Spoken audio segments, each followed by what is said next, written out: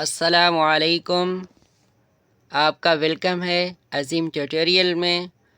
اگر ہمارے چینل پہ آپ نئے ہیں پہلے سبسکرائب کر لیں اور بیل آئیکن کو پریس کر لیں تاکہ آنے والا ویڈیو کا نوٹیفیکیشن آپ کو مل جائے۔ آج کا ٹاپک ہے ملا اسد اللہ وجیھی کا تعارف۔ نام اسد اللہ اور تخلص وجیھی تھا۔ ملا وجیھی کے سلسلے میں ڈاکٹر جمیل جالبی کا ماننا ہے کہ انہوں نے وجیھی، وجیھی اور وجیہت تینوں تخلص استعمال کیے ہیں۔ جمیل جالبی کے مطابق کتب مشتری میں ہر جگہ تخلص وجیھی آیا ہے لیکن سبرس میں ہر جگہ وجیھی لکھا ہے۔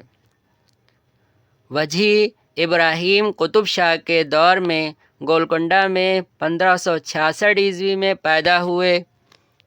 وجیھی نے اپنے ایک فارسی شعر میں اپنی جائے پیدائش ہندوستان اور آبائی وطن خراسان بتایا ہے۔ جمیل جالبی کے مطابق وجیھی کی تاریخ وفات 1659 عیسوی ہے۔ وجیھی محمد قلی قطب شاہ کا درباری شاعر تھا۔